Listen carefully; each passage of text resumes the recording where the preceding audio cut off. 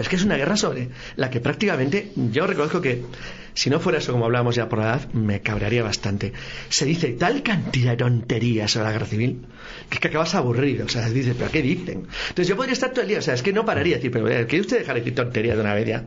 Pero es imposible, o sea, hay una parte de la población española, por no decir una parte muy amplia, que se le ha licuado el cerebro de tal manera que no sé, o se le sale por las orejas o no entienda nada. Es decir, porque es que es imposible hablar racionalmente ya de la guerra civil con gente que no sea especialista o que de verdad, en serio, tenga un cariño por la historia medianamente moderado o como mínimo curioso, porque verdad que es horroroso lo que se oye por ahí. Bueno, yo ahora te estoy oyendo a ti porque lo que me cuentas es muy interesante. Volveré a oírlo varias veces porque siempre se me escapa algo de lo que dices. Y yo he descubierto mientras te oía que este es un libro de mini biografías, casi. Claro, sí, vamos haciendo referencias biográficas a todos los personajes que consideramos que tienen que tener una relevancia para el libro, pero cada uno está incorporado o incrustado en el libro de manera que tenga que ver con un determinado elemento que desarrolla la guerra o que influye en la guerra o que tiene algo que contar sobre la guerra. Voy a poner un ejemplo que vas a entender. Por ejemplo, si hablamos de von Richthofen, uno de los jefes de la Legión Cóndor, pues su intervención o su aparición en el libro tiene que ver con un determinado momento, una determinada actividad, algo que en ese momento necesitamos contar. Entonces, así los hemos ido incorporando uno a uno, incluyendo, claro, obviamente, los líderes principales, no sé, pues el ejemplo de Miaja Rojo o el propio general Franco, frente a lo que son meramente, pues algunos, que dices, bueno, por eso pusimos mandos. No todos son generales o combatientes de primera línea. Hay estrategas, hay tácticos, hay especialistas.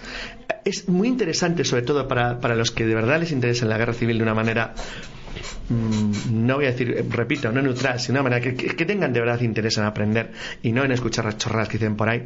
Es muy interesante, por ejemplo, para mí, yo creo del libro hay dos cosas que me gustan a mí personalmente bastante.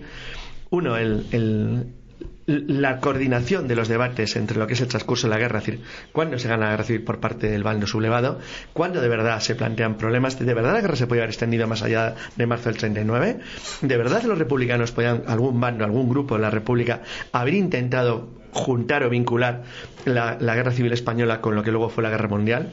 ¿De verdad hubo alguna posibilidad de que la república ganara? ¿De verdad se implicaron las democracias occidentales? ¿Cuál fue el apoyo a Rusia? ¿Qué apoyo era mejor, el alemán y el italiano o el ruso? Es decir, ¿qué calidad técnica tenía el material que llevó? ¿Qué enseñanzas se sacaron de la guerra? Es decir, todo lo que en general son mitos y leyendas, porque la verdad es que entre mis libros de hadas y esto no hay mucha diferencia. Es decir, porque no, lo digo en serio, es decir, lo hay en el contenido, pero no en lo que la gente cree. Es que fue interesante en la presentación del libro el otro día, aquí en una conocida librería madrileña, Marcial Pons, que está a 4 pasos donde estamos, era asombroso porque las preguntas, que todas eran interesantes y era de gente que tenía un cierto conocimiento, todas, el 100%, tenían algún elemento de leyenda. Es como si estás hablando de leyendas urbanas más que de historia. Y dices, pero bueno, ¿por qué te cuentan esto? Y te lo cuentan porque es que de verdad lo creen. O sea, y se lo creen. Y dices, pero esto no puede ser cierto. Digamos que la propaganda ha vencido a la realidad en la historia de España. Y te quería preguntar una cosa. No, en la historia del mundo ya. O sea, ya esto está perdido. Sí. La historia no le interesa a nadie. El otro día hablaba con León Arsenal, al que tú conoces seguro. León, sí. Pues estábamos hablando de historia y íbamos a hablar de un libro suyo. Al final nos tiramos una hora hablando de lo que la historia está desapareciendo, lo que es la historia pura y dura, y se están convirtiendo en propaganda, en panfleto y en qué me interesa a mí o qué es lo que yo quiero contar, y no la realidad. Fíjate, de los hechos. Voy a poner 2 ejemplos y al menos limitarnos a la guerra civil que pueden ser curiosos. Venga, empezamos una cosa rápida. Todas las películas históricas modernas, y no me refiero solamente a españolas, porque España curiosamente es una excepción, pero España es una excepción más bien por cutredad, porque nos falta dinero, porque no tenemos poco interés. Porque a veces me preguntan, pero bueno, las películas españolas, ¿qué pasa? ¿No se asesoran bien? No, se asesoran bien, simplemente hacen ni caso, que es un matiz distinto. Entonces, que es una cosa que no es exactamente lo mismo. Pero ves las películas, por ejemplo, inglesas. Voy a poner 2 ejemplos, aunque nos alejemos un poco del tema, pero así todo el mundo va entendiendo la problemática de hacer algo sobre esto. Primero, una pregunta sobre España. ¿Tú has visto alguna película de la Guerra Civil desde 1978 en la que el bando sublevado no sean unos malos malísimos? Pues la verdad que no.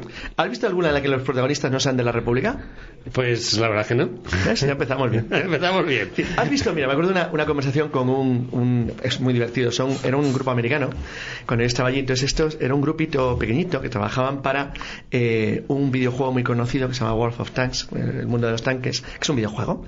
Entonces, uno de los grupos estaba con nosotros, se dedicaban habían cogido, cada uno tienen temáticas más o menos especializadas donde entran al estilo americano, o sea, se lo aprenden todo.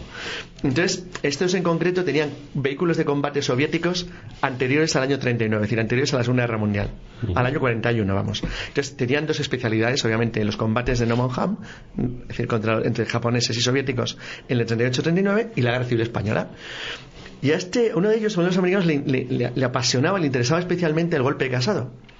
Porque el golpe de Casado genera una anomalía, que es un combate de vehículos blindados ultramodernos para la época, que eran los T-26 mejores que tenía la República, con artillería antiaérea, comunicaciones, radio, combatiendo en un entorno urbano. Hasta esa en la castellana y dice, bueno, eso es fantástico para hacer alguna película, lo que sea, y para incluso ilustrar sus movimientos. Y había viajado a Madrid, tenía fotografías de la época, de cómo era, tal. Y entonces él tenía una obsesión. Quería ver, dice, bueno, decirme alguna película, más o menos, que tengáis sobre la Guerra Civil. Y le dice uno, es que bueno, yo no podía más de la risa. Dice, es que un americano, le dice otro americano, no, es que los españoles son muy curiosos. Y ¿por qué? ¿No hay películas de guerra civil? Sí las hay, pero verás, es que las películas españolas de guerra civil tienen una particularidad. Dice, ¿cuál? Dice, nunca hay guerra. Nunca hay guerra. Dice, ¿cómo que nunca hay guerra? Dice, no, en las películas españolas de guerra civil jamás hay guerra. Jamás hay guerra. Pasa de todo menos guerra. Dice, bueno, entonces no sean películas de guerra. Dice, es que los españoles son así. Entonces, claro, era algo tan absolutamente irracional, irreal y disparatado, que es que le costaba creerlo. Entonces, claro, cuando él empezó a ver las películas españolas de guerra civil, La Vaquilla y Carmela. La Vaquilla es un claro ejemplo de uso del T-26. Claro, para nada. Un T-26 para arrastrar a otro T-26 sí, que no funciona. Nada. Entonces, pero en ninguna de ellas he puesto dos ejemplos al azar, no hay guerra. O sea, son películas sin guerra. Entonces, es una cosa tan extraña, tan llamativa y tan rara, que decir que te sorprende como mínimo. Sí. Entonces, cuando tú te alejas de esa manera de tu propia historia porque te da miedo, te da vergüenza, como nación tienes un problema. Pero luego hay un problema internacional que se ha ido incrementando en los últimos años, que ya es global. Hace poco, hace unos días, ha protestado una conocida guionista británica indignada porque en la serie de televisión Chernobyl no hay negros. No hay negros en la serie Chernobyl. Sí, no hay negros, es increíble. Bielorrusia estaba llena de negros. Es increíble. En los años 80. Entonces, te voy a decir una cosa. Yo conozco negros, he conocido negros, perdón por la expresión, hombres de color negro, que estudiaban en Rusia. Claro, y los podían estar allí. Pero no hay ningún negro. Eso es indignante. También se quejaron de que no había suficientes negros ni mujeres en la película de Dunkerque. Entonces, bueno, es todo así. Entonces, en la película de Dunkerque, ¿mujeres para qué? ¿Y negros para qué? Claro, es que está en Francia, es que bueno, da igual, del norte. Es que es absurdo. Entonces, una cosa es que tú tengas una cierta cesión o que tengas un cierto interés en que aparezcan las minorías. Es decir, bueno, por ejemplo, hubo cientos de generales franceses de la guerra napoleónicas, pues a lo mejor te apetece al padre de Dumas, que era un general negro. Pues venga, pues lo haces. No pasa nada, había un general negro. Pero lo que no tiene sentido es cuando lo sacas de contexto y sobre todo cuando lo haces aposta. El otro día hacía un comentario sobre la película de Spanish Princess, una serie de televisión, la princesa española, que es una especie de biografía de Catalina de Aragón. Sí. Han cogido una tía que está bastante buena para hacer de Catalina de Aragón, que me parece que era bastante rolliza y bastante, pero bueno, en cualquier caso no la ponen como era de verdad, pero una pelirroja, sabe perfectamente, 14 cuadros de ella. Y la serie es una especie como de spin-off de otra serie británica donde el embajador inglés en la corte de los reyes católicos conoce a Catalina, y conoce a Catalina, que es una niña, y sale bailando flamenco. Esto está hecho a propósito, claramente. Sí, está hecho a propósito. Está hecho a propósito. Es decir, ¿por qué los consejeros de la reina sí. Isabel, en una película que sale con María Estuardo, que nunca se conocieron, hay negros, sus doncellas son chinas? Dice, pero es la Inglaterra del siglo XVI. Es decir, y alguien puede decir, pero bueno, ¿tú rompes el mensaje de la película con eso? No, no lo rompes. La película se puede entender perfectamente bien, pero sé lo que estás haciendo, estás rompiendo a propósito la historia. Exactamente igual que toda la historia, toda la trama que se cuenta es absolutamente falsa y real. Entonces, ¿por qué lo haces? Pues por la misma razón que metes permanentemente monstruos a dragones en las películas históricas. Sí. Es decir, vas destruyendo la historia para que no seas capaz de reconocer ni la época, ni el tiempo, ni el lugar. Es decir, lo vas convirtiendo todo en una especie de batiburrillo mezclado donde la gente que no sabe nada de historia no se va a enterar nunca de nada. Y dices, bueno, y entonces los libros serios de historia, no importa, los vamos a leer 4. Sí, eso lo van a leer 300 personas, tú puedes publicar lo que quieras con la mejor calidad del mundo, si nadie te lo va a impedir. Lo van a leer 300, ¿qué más da? Es decir, tú sabes que no tienes ningún impacto sobre la masa global, que es lo que es, y nadie puede decirte que te están censurando. No, puedes sacarlo, lo puedes distribuir, incluso puedes tener un moderado éxito y vender 1000. Da igual, no vas a pasar de ahí, porque la gente que te lo compra, la mitad ni siquiera, que son aficionados, tampoco lo va a entender porque se han encontrado tal lío mental que no se va a enterar. Entonces yo lo que he podido ver en lo que me ha ido escribiendo la gente, que doy por por hecho que son lectores moderadamente avezados y que les guste la historia. Te advierto una cosa, los oyentes de este programa son de los que leen libros. Estos de los que leen, y los que sí, les sé dónde estoy. Es decir, pero que es cierto, es decir, que le preguntan, y había un montón de preguntas a la Guerra Civil que eran básicamente tópicos, leyendas y mitos. Y se acabó. Y se acabó. Es decir, y luego las preguntas chorras. ¿Quién era mejor general? ¿Franco o Rojo? ¿Quién era? Es decir, cosas así. Es decir, ¿y por qué los alemanes? Y seguro que el material alemán era mejor que el ruso. Es decir, y entonces podíamos estar debatiendo uno a uno todos los tipos de preguntas que se basaban básicamente en leyendas. O sea que, de verdad, cuando te acercabas a la realidad, era imposible hablar. Porque la contaminación es tan enorme. Es decir, vamos a empezar por lo básico. ¿Cómo era la España del año 36? Pues era un estado fallido, punto. Sí, es un estado fallido desde el año 1961, además. Claro, es un estado fallido. Un estado donde se quemaron en un mes 10 periódicos, donde hubo 300 atentados, donde mataron a 400 personas. Era un disparate total. Se dedicaban a quemar obras de arte en las iglesias. Era una verdadera locura de nación.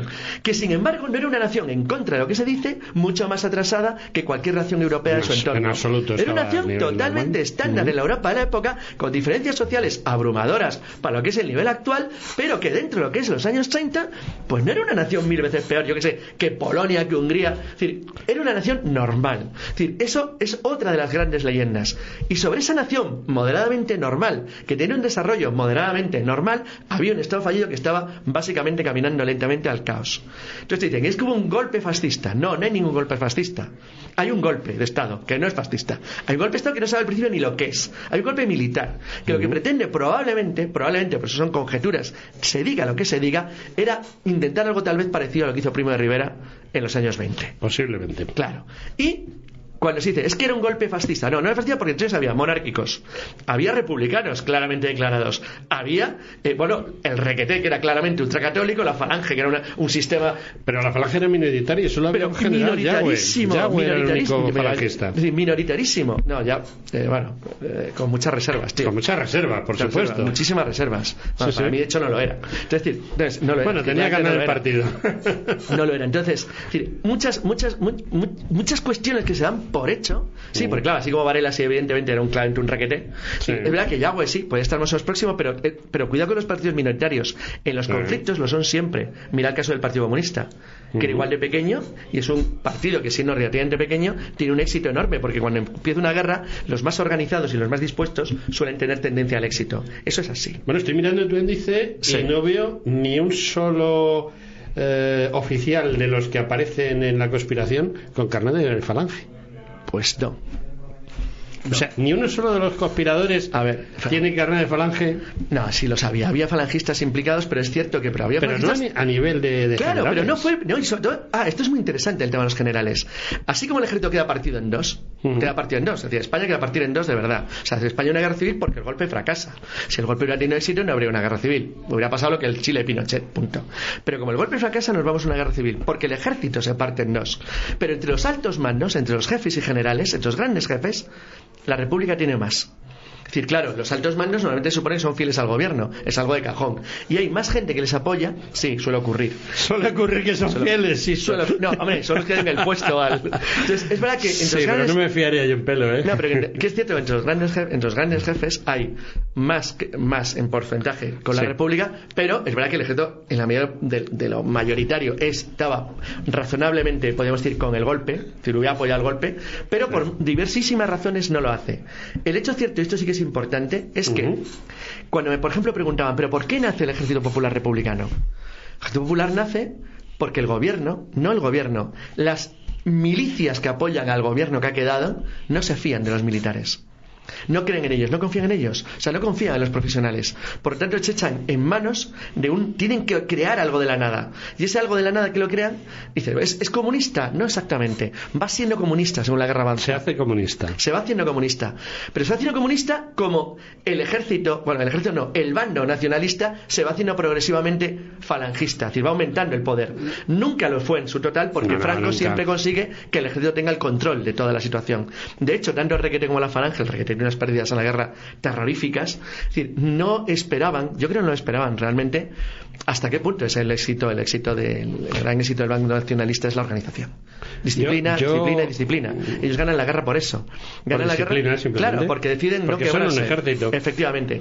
Y por ejemplo, detalles en el libro verás que hay páginas sobre las divisas de las divisas militares. Sí. Entonces, por ejemplo, el decreto de unificación de divisas de Franco es realmente interesante porque es un ejemplo claro de cómo la necesidad tiene que primar sobre cualquier otra cuestión. Tú tienes que tener una cosa clara, que sea homologable, que sea fácil de entender, que sea sencilla y que sea útil para todos. Entonces, estas cosas, el ejército sublevado que nace en la guerra, porque ambos ejércitos se crean durante la guerra, sí, como suele ocurrir en las guerras civiles, ambos nacen durante la guerra. El ejército republicano se transforma en otra cosa, y el ejército nacionalista se transforma en otra cosa, porque va conformándose como un verdadero ejército, que luego será el núcleo del futuro ejército español, en tanto que el ejército republicano, que pierde la guerra, se va transformando a lo largo de la misma en algo que para mí tiene el increíble mérito de que aguantó muchísimo más de lo razonable. Porque, bueno, luego ahora me machacarán tus oyentes que saben mucho de historia militar. Yo no coincido con... Ahora te explico yo una cosa. Te cuento, yo no coincido porque esto es para debatir. Yo, por ejemplo, yo no coincido, y como vamos a hablar ahora de algunos casos, yo no coincido mucho con Miguel de Rey, en el sentido que Miguel de Rey dice que realmente Franco gana la guerra con seguridad cuando se toma el norte, cuando se elimina el frente norte. Pues casi estoy de acuerdo. Esa es la teoría de Miguel. En realidad, yo creo que el bando nacionalista hubiera ganado la guerra de todas maneras en el momento en que consigue cruzar el estrecho.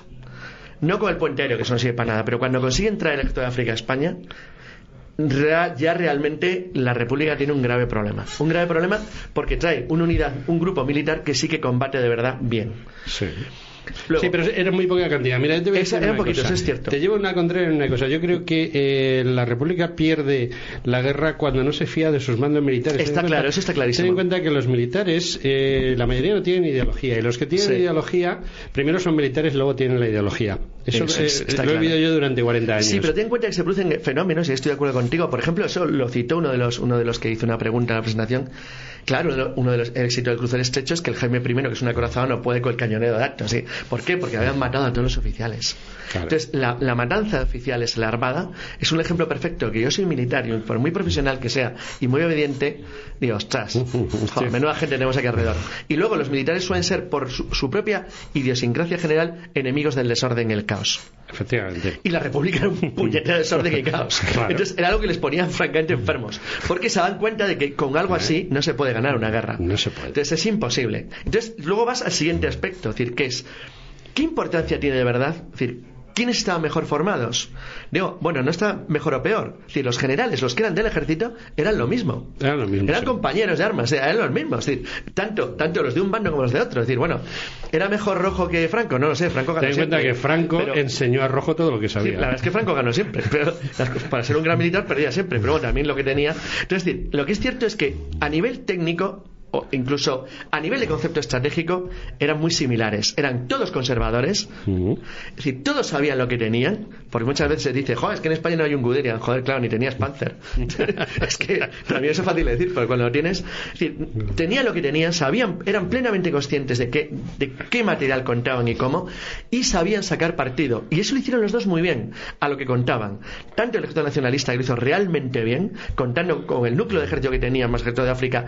Es cierto que integraron muy bien a las unidades voluntarias que se incorporaban, como en el caso de la República, que sacaron un rendimiento más que notable de la amalgama caótica que tenía ahí mezclada, donde no obedecía a nadie, donde era un puñetero caos. Es decir, es cierto que, por ejemplo, en el tema del material hay cosas a favor de los Había dos. Mejor material, yo pienso, en el lado republicano. Yo también, pero con matices, te cuento los matices. Porque no había era una táctica, una estrategia, una norma definida. Ahora, cuando entremos con los generales, vamos con eso. Venga, vamos a ver, material, venga, a ver, vamos a ver qué discutimos y qué no. Es decir, en el aire, la guerra civil fue una guerra moderna.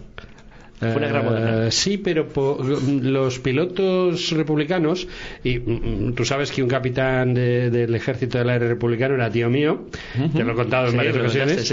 El problema que tenía es que no se fiaban de lo que hacían, no se fiaban de dónde estaban, no se fiaban de nada. Mientras que los nacionales tenían una estrategia de una unidad. Pero fíjate que interesante en lo que has dicho, ¿por qué digo que el aire es moderna? Yo me refiero básicamente a las tácticas en el material. Hay una especie de avance sobre las tácticas finales de la Primera Guerra Mundial. Hay Ahí es donde la Legión Cóndor sí saca lecciones interesantes. Sí. Se sacan 3 lecciones básicas importantes. Los bombarderos pesados que se habían concebido en los años 30 era necesario protegerlos con cazas de la caza enemiga. Los sistemas de materiales que iban incorporados no eran suficientes. Eso se vio claramente en la Guerra Mundial. Nace una versión muy moderna, aunque había versiones anteriores, del bombardeo en picado con su doctrina.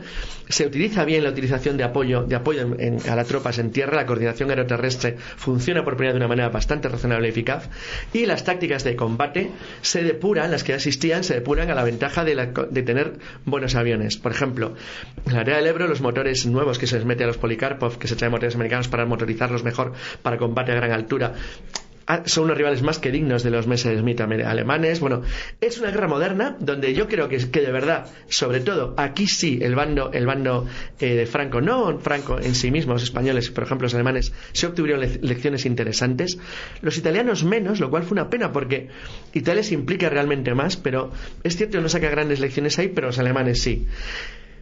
No opino lo mismo en cambio en el caso de la tierra. Es decir, la Legión Cóndor, las unidades terrestres no sacan grandes lecciones de la guerra española, nunca son capaces de implicarse con sus carros medios, solo traen los Panzer I. Nunca hay una acción de carros. No la hay porque no tenían capacidad para hacerlo. Los 88 es verdad que los utilizan como antitanque, aparte de como artillería, y se demuestra una eficacia terrorífica y se toman buenas lecciones ahí, pero en general no hay un aprendizaje común. Y lo sobre todo, para sorpresa, dirán ahora, bueno, aquí no sé el perfil de tus oyentes, pero el perfil propagandístico nos miraría ahora con cara de odio.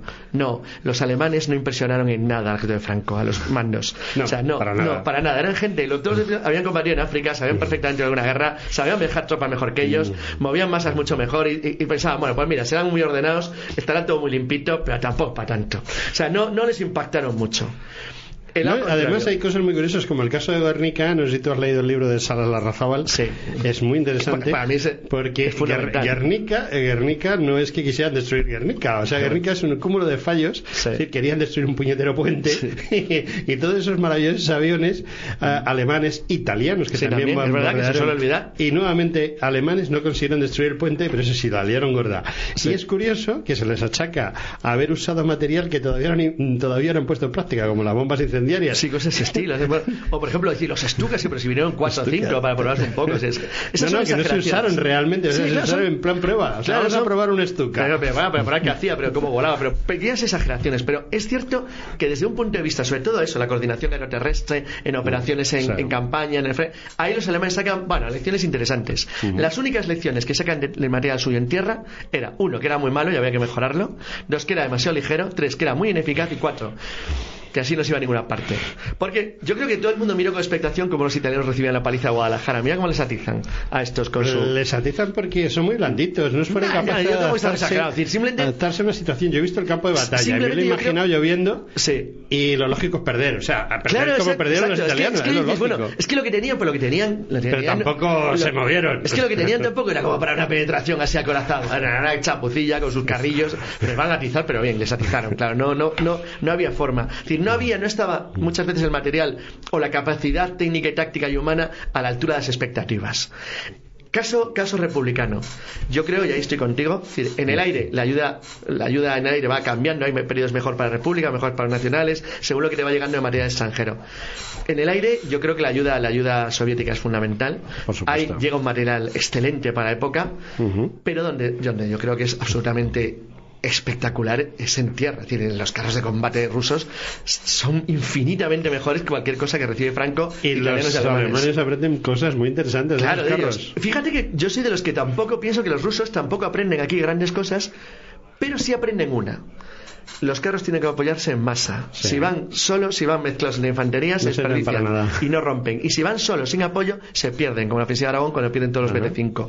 En cambio, diles a los japoneses un poco después lo que les pasó en Khalkhin-Gol, que les pega una paliza que todavía lo están mirando, lo que les ocurre allí. Y eran lecciones que Zhukov aprende básicamente de elementos extraídos de la Guerra Civil Española. No dice, oye, vamos a ver, vamos a enfrentarnos porque, el ejército de Guantánamo era bastante más fuerte que el de Franco. Es decir, vamos a enfrentarnos con gente dura de verdad. ¿Qué hacemos? Bueno, la vamos a aplastar, pero de verdad. Va a ver lo que es una masa acorazada en serio. Y cuando lo haces, funciona. Entonces, es cierto que, aunque los rusos obtienen esa ventaja desde un nivel de éxito, los alemanes lo obtienen de un nivel práctico. Entonces, ahora, sobre los mandos y generales, capacidades... Eran mejores. Yo he visto una cosa muy curiosa. Empiezas con 3 mandos que a mí me caen, pero fatal los 3. Venga, o sea, vamos a ver. José Sanjurjo, me parece un tipo que se mata por llevarse las medallas y los uniformes, de lo que se deduce que es un hombre del postureo. Pero vamos a ver, era esencial, porque los que dan el golpe inicial era esencial que estuvieran ahí. Kindelan es un tipo que juega a 2 barajas, o a 3 o 4 o la que haga falta. O sea, yo le considero un tipo que bueno, sí, se hace fascista y levanta el brazo en alto, pero si hubiese caído en el otro bando hubiese levantado el puño. Los Kindelan tienen tradición, joder, pero a mí que el de Dinamarca son así. Y luego tenemos a Ignacio Hidalgo de Cenderos, que bueno, eso ya es, o sea, el gran, ¿cómo era? ¿La medalla de Madrid o la? Pero ahí tiene, no, sí, ahí tiene un pequeño monumento el un matado. Es un matado. Hidalgo de Cisneros demuestra la inutilidad manifiesta que puede tener el mando de un ejército. Para eso queremos el libro, para que veas nuestros comentarios y luego opines así. Nosotros queremos crítica, ataque, dureza. Nosotros contamos básicamente nuestra opinión, es una opinión fría, bastante técnica, intentamos explicar lo bueno, lo malo que se percibe y la trascendencia e importancia que tienen las operaciones. Cuidado, en las operaciones de guerra civil están siempre, como una guerra normal, mezcladas con la política. Son elementos imposibles distinguir. A veces un general con influencia en un mando político o con capacidad para poder atraer, yo que sé, en este caso, la ayuda, por ejemplo, de un supuesto colaborador, puede tener una influencia fundamental. Hay que tener en cuenta que desde el punto de vista meramente militar, la guerra civil es una guerra moderna en la que se usa armamento moderno, demasiado variopinto, demasiado caótico, por eso es típico de todas las guerras civiles, pero sobre todo eso ocurre al principio. Luego, una vez que pasa un año y medio, las cosas empiezan a organizarse de una manera bastante seria. Los ejércitos empiezan a tener una imagen bastante sólida y, por ejemplo, esto es un detalle que tú vas a apreciar, porque como buen amante de la fotografía militar, hemos buscado esa chaposta, nos hemos hecho un buen curro. A ver, uno de los problemas principales de la guerra civil española es que la iconografía es extranjera. Está dominada por extranjeros que siempre que sacan un español lo sacan con alpargatas y boina, de camisado y cara al paleto. Cuando no es cierto. Exacto, no es cierto en absoluto. Eran ejércitos modernos. Entonces, claro, hay fotografías apanadas, pero son españolas. Porque las que dominan y predominan en los corresponsales de guerra extranjeros, sobre todo los que apoyaban al bando de la República, trataban de ensalzar o mostrar el pueblo en armas. Hay miles de fotos de milicianas, de milicianos desarrapados, de tíos con mono de obrero, de tipos descalzos, de gente con alpargatas, de tíos peludos así. Eso, leyenda, pura leyenda. Pero esa es la gente que lleva la guerra adelante. No es la gente que lleva la guerra adelante. Entonces, como queríamos que se mostrara, pero eran así en realidad. Entonces, claro, la gente se sorprende. Oye, ¿y todos esos cascos? Oye, ¿y esos uniformes? Oye, ¿y esas armas? Pero claro, sería una parada. Anda, así es el frente. Anda, si llevaban buenas chaquetas, si no iban con bandas de cuadros anudadas. Pues claro, porras, había de todo, pero había un cierto material de cierta calidad también. Era un ejército, era un país en guerra. Tú intentas armar a tus soldados mejor que a tus civiles de retaguardia. Intentas que tengan lo mejor que pueden tener, porque ahí te va la existencia y te va el éxito o el fracaso. Entonces, en ese sentido, buscábamos también, es verdad, por ejemplo, en el caso del armamento, aquí en el armamento ligero portátil el mando nacional lo tuvo más homologado, hubo una cierta uniformidad. En la República hubo momentos de verdadero caos donde las municiones no coincidían porque había armas de todo tipo, fue mucho más caótico, pero sí que es verdad que también queríamos mostrar a mandos oficiales técnicos y profesionales, o sea, que había gente competente. Esto no eran 4 mataos que venían de África de pegar a los rifeños solamente, que es otra idea muy extendida. Es que eran un ejército colonial que machacaba a los marroquíes. Bueno, cuidadín, no tanto, es el ejército del desembarco de Alucemas. El primer desembarco no fue Normandía, sino Alucemas. Es el desembarco de Alucemas. Son gente que sabía mueven columnas con cierta habilidad táctica, sabían desplegarse. Es decir, recuerda, por ejemplo, casos como el de Seseña, que se enfrentan por primera vez a carros de combate T-26, que a los japoneses el ejército de Kwantung los hicieron polvo y sin embargo no consiguen traspasar las barreras de la legión y los regulares. ¿Por qué? Porque saben lo que hay que hacer en un combate, saben que les interesa un combate urbano, saben cómo, o sea, enfrentados a algo diferente y mejor a lo que tienen, responden excelentemente bien. O al revés, es decir, bien dirigidos por mandos, en este caso algunos extranjeros, pero de los no conocidos, porque de las brigadas internacionales, por ejemplo, todo el mundo conoce a la banda que aparecía por allí para hacerse fotos con Hemingway, pero los que de verdad sabían, que muchos por cierto eran alemanes o venían del ejército antiguo imperio alemán o habían estado en la guerra civil rusa, que entendían de verdad de grandes masas de combates en serio, eran gente que a lo mejor eran coroneles pero que entendían perfectamente lo que era una batalla moderna y cómo enfrentarla. Entonces, nosotros creo que lo que buscamos es eso, que la gente se enfrente a una historia de España real, no esta ficción que nos han contado de... Bueno, y ahora de te cuento pregunto, chino. de ficción. Teniendo en cuenta que tanto los militares que hay en la República y los militares que hay en el bando nacional son profesionales y actúan como profesionales, ¿tú crees que la República podía haber ganado la guerra? Yo creo que el 19 de julio, 20 de julio, la República tenía que haber ganado la guerra. Tenía la mitad del ejército, las principales ciudades, toda la industria armamentística, toda la flota y las horas de oro del Banco de España. Vamos, a mí dan para apostar, me voy a una casa de apuestas inglesa y digo, bueno, a estos pobres generales africanos, a estos pobres generales españoles se han levantado, los van a freír. Claro, decir, pues, ¿qué ves? ¿Y esta gente que cuenta? Pues con el campo, con Galicia, el campo castellano, 4 tierras de matados y un ejército de birria, los van a achacar. Y la armada son pesqueros. La armada, exacto, no tiene nada. Dos cosas en construcción y el resto todo. Entonces, y ves, y dice, bueno, ¿y el lino que lo tiene? No, lo tiene todo el gobierno. La industria entera. Y la industria pesada, la verdad, también. Dice, los núcleos de comunicaciones, carreteras, puertos, todo suyo. Tú sabes, hay un ejemplo muy claro que el otro día me explicó aquí el coronel Álvarez. Estuvimos hablando de el abanderado de la República, porque él ha hecho un libro en que se ve a este hombre, a este teniente de ingenieros que se sube con una bandera republicana el 14 de abril, que luego muere. Lo fusilan por traidor. Y era el típico militar republicano, amante de la República, y lo fusilan por traidor. Es decir, si tú fusilas a la gente que cree en ti, exacto. Vamos a ver. ¿Dónde vas? Eso lo hemos hablado y no forma parte de esto, más bien del libro nuestro sobre la Revolución Rusa. ¿Cómo acaban siempre los gobiernos totalitarios de izquierdas? Matarnos entre ellos. Si es que no tiene solución, porque como su teoría no puede fallar porque es científica, pues es que decir que falla alguien, con lo cual hay que echar la culpa a uno. Entonces, claro, pero todo el mundo quiere que no se le eche a él, echarse al siguiente. Entonces, acaban matándose siempre. Pero bueno, hay un ejemplo en broma, pero no es una guerra civil. Si están matándose cierto grupo bien conocido político, no voy a contar, ya se han dividido en 25 facciones. El POUM, ¿te refieres? No digo aquí, en España actual, a cuchillarnos entre ellos, pero si es que no tiene solución. No tiene solución, y en la guerra civil eso se nota especialmente. Por una guerra tú no puedes debatir. Tú puedes debatir a alta escala sobre la estrategia a llevar o las operaciones que tienes que dirigir, pero tú no puedes votar en medio de un campo de batalla si tomamos las líneas del enemigo, no, porque va a hacer la guerra de gila. O sea, si no vas a ningún lado. Decir, a ver, capitán, nos vamos, hombre, que no, que hoy es domingo, que es que yo no quiero invadir Aragón, que soy catalán. Entonces, si empiezas así, o bueno, lo que has citado del POUM, cómo acaba Andreu Nin. Sí. Al que despejan vivo, o sea, acaban matándose entre ellos mismos, porque luego eso valdría para un libro, las guerras civiles de la guerra civil. ¿Sabes qué pensamos una vez escribirlo? No, y sería muy interesante porque es muy desconocido, pero es que es terrorífico, es que acaban matándose siempre. Es verdad que en el otro bando hubo fricciones, como no las va a haber, siempre las tiene que haber. Si los generales que dan el golpe, por eso no eran fascistas, no tenían nada que ver uno con otro, eran totalmente diferentes. Joder, obviamente Varela, que era claramente un requete declarado, no tenía mucho que ver con Yagüe, que estaba más próximo a la falange, o con generales profesionales africanistas tipo el propio Franco, que tenían que hasta unos meses antes no estaba muy claro con qué lado se iban a quedar. Esa gente como Camilo Alonso, que ese sí que era demostrado falangista. Ese sí. Pero que en líneas generales eso, salvo algunos muy significados, en líneas generales era un ejército que el 90% de los mandos son apolíticos. Claro, siempre. Pero que lo que sentían, y eso sí que es verdad, diga lo que diga la gente actual por la propaganda esta absurda, eran conscientes de que vivían en un país que se desmoronaba. Y tomaron una decisión. Exacto, que se desmoronaba. Si no, de verdad, un ejército no va a una guerra civil, a un golpe de Estado. Si no ve que es que la cosa va muy mal. Y es que esto iba increíblemente mal. Entonces, cuando dices el gobierno legítimo, bueno, legítimo. Ahora se sabe que las elecciones se falsearon. Es decir, todo el final de la República fue un disparate monumental.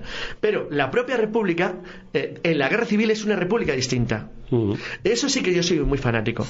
En lo que voy a decir ahora, no, nadie defiende la democracia en la guerra civil. Nadie, en ningún lado, nadie defiende la democracia. Y por eso las democracias tampoco defienden demasiado a la república. Bueno, es que las democracias tampoco suelen ser muy demócratas. No, y les interesaba además, digo, mira, estos ahí. Sí. Porque alguien cuando dice, no, pero es que Inglaterra cómo podía consentir una España fascista. Bueno, primero porque sabían que no era fascista.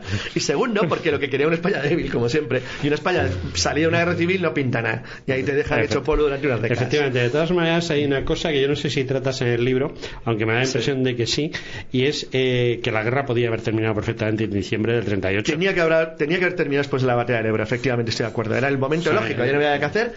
¿Cuál es el problema? Había que hacer, te voy a explicar. Digo para la República. Yo estoy convencido de que la guerra termina cuando termina porque Franco deja que los rojos se cuezan en su propia salsa. Estoy completamente convencido que eso es una mala que se le atribuye y que es verdad. O sea, eso es cierto. Y otra cosa más. Los mandos republicanos, tipo Casado, por ejemplo, está convencido de que el honor militar de Franco va a pesar más que las consecuencias de lo que había ocurrido ante la guerra civil. Franco era todo, pero tonto no.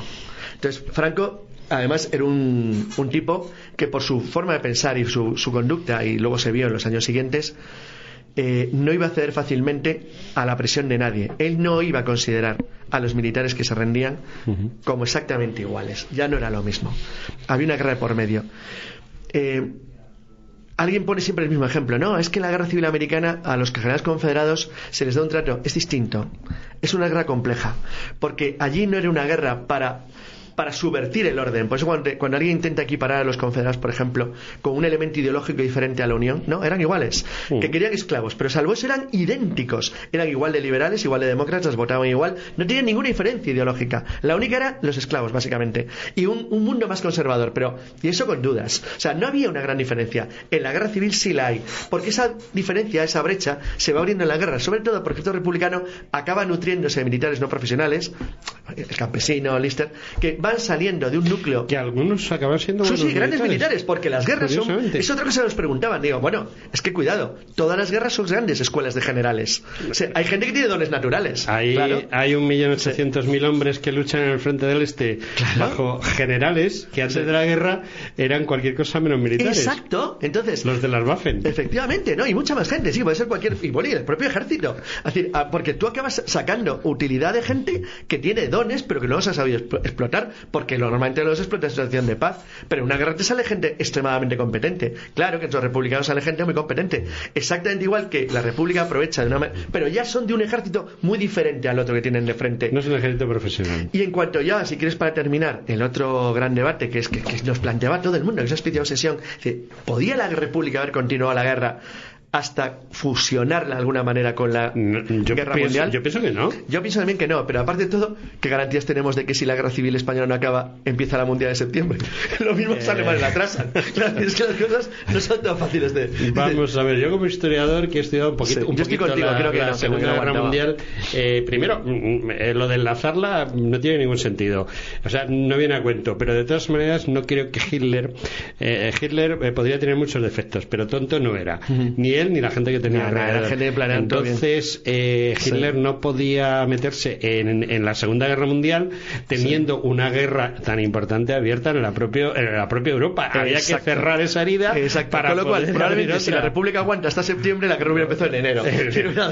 Lo cual le hubiese venido muy bien a los alemanes. A los alemanes cuanto más hubieran tardado hubiera sido mucho mejor, eso es evidente. Los alemanes perdieron la guerra porque la empezaron en el 39. Si lo hubiesen empezado en el 41, 42, a lo mejor lo hubiesen ganado. Yo estoy de acuerdo contigo. Lo hubiesen ganado. Sí, porque los aliados no se hubieran armado más, por el ejemplo español. Y luego hay un detalle curioso, que es ya para concluir si quieres, que es que dice, bueno, ¿y si la República hubiera provocado la guerra? Por ejemplo, es cierto, hay una cosa muy poco conocida, hablamos de rarezas. Cuando el bombardeo del Deutschland contra Almería, después del ataque de la aviación republicana, que le mata a 37 marineros, que así de pronto, cuando el Deutschland ataca Almería, el gobierno de la República en Valencia, bueno, pues hay bandos que propugnan atacar Génova y Hamburgo. Es decir, son bombardeos que no pueden volver. Los de Génova la idea es que aterrizarán en Suiza y los de Hamburgo aterrizarán en Dinamarca. Entonces era atacar dos ciudades del enemigo para provocar ya directamente a Alemania nazi y a la Italia fascista. Dudo yo mucho de que hubiesen sido capaces de hacerlo. No, hubieran podido a lo mejor. Pero fíjate, aunque hubieran sido capaces de hacerlo, lo que yo dudo mucho es que a pesar de eso hubieran provocado la guerra. Y a lo mejor, pues mira, te quedas con la gana. Sí, porque los alemanes se hubieran dicho, estos a que juegan. No, te machacan un poco más, justifican su ayuda, pero no te declaran la guerra. Es que realmente esas cosas son mucho más difíciles de hacer que decir. Es muy fácil decirlo ahora, en el año 2019. Para el 36, el 37, 38 no es tan fácil. No es tan fácil. Yo te voy a contar una anécdota por la cual te demuestro que no hubiesen hecho nunca el bombardeo. O hubiesen bombardeado a lo mejor el Lyon y Amberes. Y te voy a explicar por qué. Yo hice un libro a medias con Daniel García Matarredona, igual que hicimos en las cuadrillas azules. Y bueno, pues ese libro está guardado en un cajón porque no tenemos editor. A lo mejor algún día lo encontramos.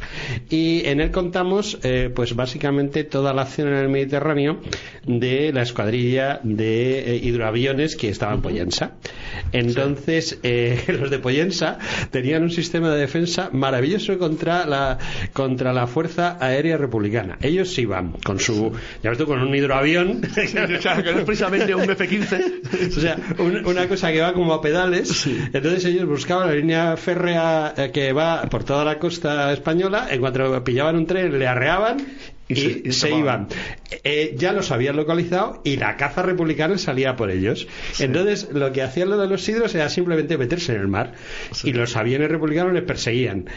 Cuando ya no se veía casi la línea de la costa, los hidroaviones se paraban tranquilamente. Aterrizaban, amerizaban. No, se quedaban simplemente mirando a ver qué hacían los republicanos, porque los republicanos iban mirando por sus espejos retrovisores, y en cuanto perdían la línea de la costa se daban la vuelta por si no eran capaces de volver.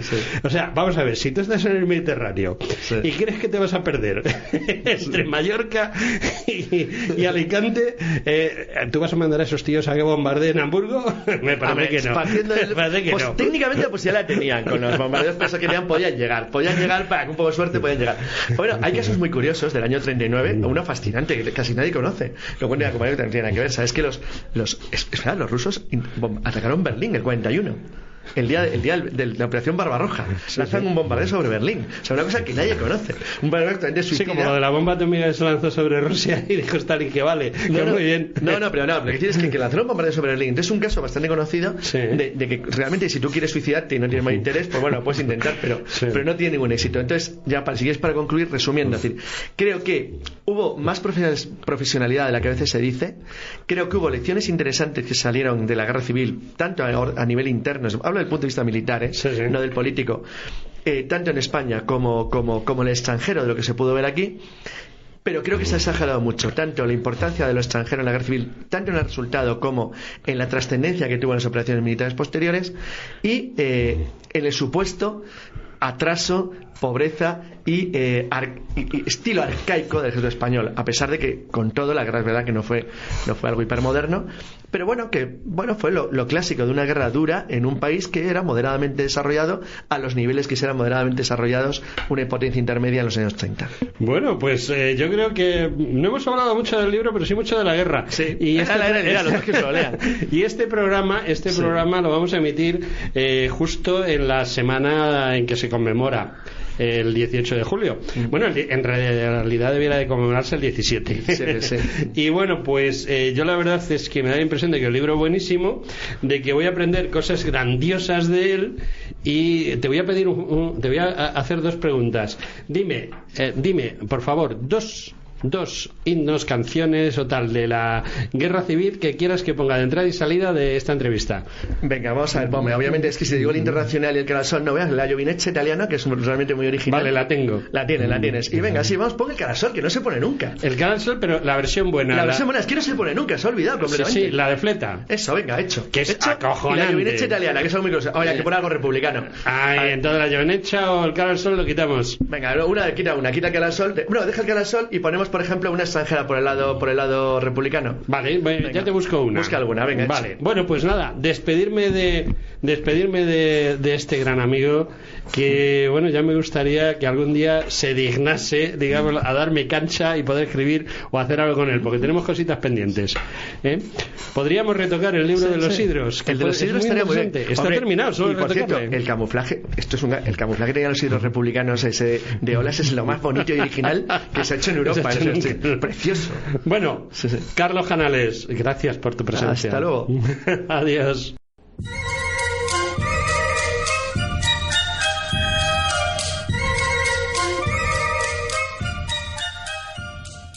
La Espada y la Pluma editorial, la editorial La Espada y la Pluma, está en Facebook a través de la página de nuestro director José Alcaide, o directamente como La Espada y la Pluma editorial, volvemos a repetiros, en Facebook, está liquidando una serie de libros en stock.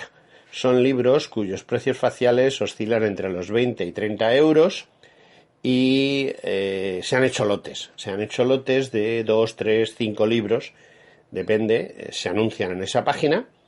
El precio facial de estos libros oscila entre los 20 y 30 euros. En estos lotes lo que sucede es que por el precio de uno solo de esos libros, pues concretamente el del Navío Santísima Trinidad, se te envía el Santísima Trinidad Mártir en Trafalgar, que es una continuación, digamos, del Santísima Trinidad, y el crucero acorazado Cardenal Cisneros o la nao Santa María. Hay diversos lotes que tú puedes elegir y no tienes que pagar nada de lo que son gastos de envío. Es decir, tú simplemente nos envías a través de Facebook al correo de nuestro director, de José Alcaide, pues envías un mensaje, dices, soy fulanito, quiero el lote número 1 que tiene el navío Santísima Trinidad, que tiene la crucera Acorazado Cardenal Cisneros y Martín de Trafalgar, por ejemplo, es un ejemplo. No tienes que pagar ningún gasto de envío, te volvemos a decir, y lo único que nos tienes que indicar qué libros son, quién eres y a dónde hay que enviártelo. O sea, porque si no nos dices quién eres y a dónde hay que enviártelo, es imposible enviártelo. Y eso ayudará al mantenimiento de este programa, ya que nosotros no tenemos ningún tipo de publicidad que nos ayude.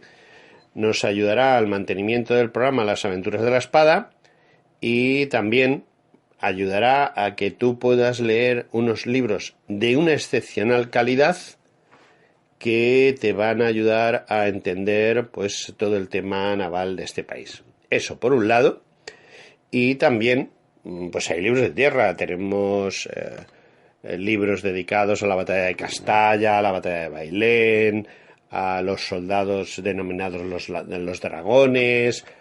Hay un catálogo completo de los libros que La Espada y la Pluma oferta y que oferta a un precio de el valor facial de un libro y que te regala otros 2 libros que sumados pues harían que te hicieses la idea de que estamos haciendo un 75% de descuento y además a ese 75% de descuento se le añade el no tener que pagar los gastos de envío. Y como nos fiamos de todos vosotros, basta con que nos digáis quién eres y dónde vives para que nosotros te lo enviemos y te digamos en qué cuenta tienes que hacer una transferencia por el valor de esos 20, 25, 30 euros, depende del lote que tú elijas.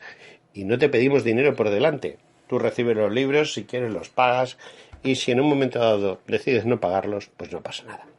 Y bueno, con esto terminamos el programa de hoy y nos despedimos de vosotros hasta la semana que viene.